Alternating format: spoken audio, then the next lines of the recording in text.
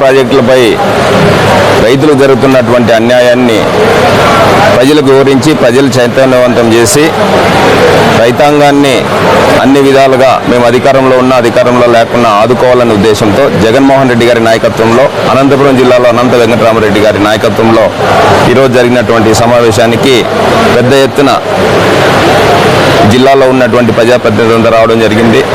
గతంలో మనం ఒకసారి చూస్తే రాజశేఖర రెడ్డి గారు ముఖ్యమంత్రి కాకముందు ముఖ్యమంత్రి అయిన తర్వాత అనేది ఒకసారి పరిశీలిస్తే రాజశేఖర రెడ్డి ముఖ్యమంత్రి కాకముందు చంద్రబాబు నాయుడు గారు వ్యవసాయం దండగా అని చెప్పి ఆ రోజు మాట్లాడినటువంటి సందర్భం మనం చూసాం.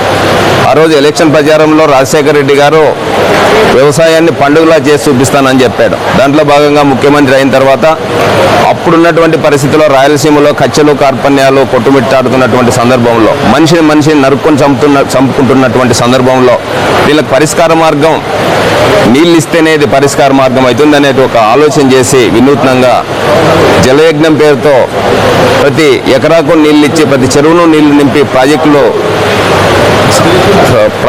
నిర్మించి రాజశేఖర రెడ్డి గారు వ్యవసాయాన్ని పండుగ చేసినటువంటి పరిస్థితి మనం చూసాం.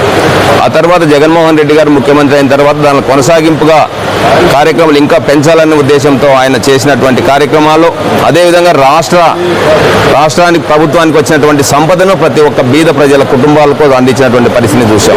ఆ విధంగా రాజశేఖర రెడ్డి గారు కానీ జగన్మోహన్ రెడ్డి గారు ప్రజల మీద చిత్తశుద్ధితో పనిచేస్తే ఈరోజు కూటమి ప్రభుత్వం చంద్రబాబు నాయుడు గారు మరీ అధికారంలోకి వచ్చి రైతుల పాలిట బీద ప్రజల పాలిట శాపమైనారనడంలో ఎటువంటి సందేహం లేదు. అందుకోసం మేము అధికారంలో ఉన్నా అధికారంలో లేకపోయినా జగన్మోహన్ రెడ్డి గారి నాయకత్వంలో ఖచ్చితంగా ప్రజల పక్షాన వైఎస్ఆర్ కాంగ్రెస్ పార్టీ ఉంటుందనే విధంగా మేము పనిచేస్తున్నాం. అందుకోసం ఈరోజు ఖచ్చితంగా రాయలసీమ లిఫ్ట్ను కొనసాగించాలి అనే ఉద్దేశంతో మేము డిమాండ్ చేస్తున్నాం.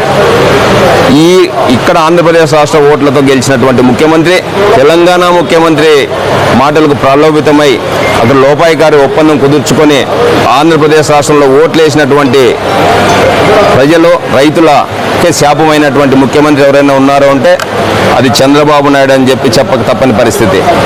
రైతాంగం చరిత్రలో ఆంధ్రప్రదేశ్ చరిత్రలో నీచమైన ముఖ్యమంత్రిగా రైతుల పాలన శాపమైనటువంటి ముఖ్యమంత్రి, మనం ఓట్లు వేసినటువంటి ముఖ్యమంత్రే మన పాలన శాపం అవుతానంటే మనం ఎవరికి చెప్పుకోవాలనేది సందర్భంగా మరొకసారి చెప్పారు. అందుకోసం మనం ఇక్కడైనా కూడా మేలుకొని చైతన్యవంతమై జగన్మోహన్ రెడ్డి గారు అధికారంలో ఉంటేనే మనకు అన్ని రకాలుగా ఉపయోగం జరుగుతుంది. ఈ రాయలసీమ లిఫ్ట్ కొనసాగాలన్నా ఆంధ్రనీవా నీళ్ళు ఇంకా కొంచెం ఎక్కువ మనకు రావాలన్నా కూడా రేపు రాబోయే రోజుల్లో జగన్మోహన్ రెడ్డి గారు ముఖ్యమంత్రి కావాల్సిన అవసరం ఉందని సందర్భంగా ప్రత్యేకంగా తెలియజేస్తున్నాను.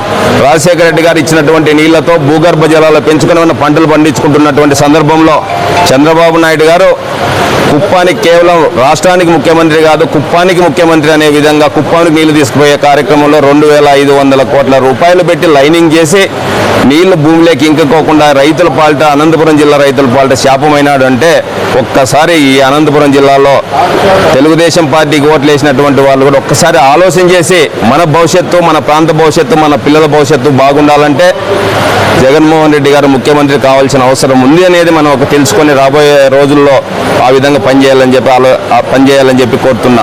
అందుకోసం మేమందరము కూడా జగన్మోహన్ రెడ్డి గారి నాయకత్వంలో ఖచ్చితంగా వైఎస్ఆర్ కాంగ్రెస్ పార్టీ రైతులకు అండగా ఉంటుంది, బీద ప్రజలకు అండగా ఉంటుంది. అన్యాయాన్ని ఎదిరించే కార్యక్రమంలో అవసరమైతే మా మీద కేసులు పెట్టి జైలుకు పంపించినా కూడా మేము సిద్ధంగా ఉన్నామని చెప్పి సందర్భంగా తెలియజేస్తున్నాను.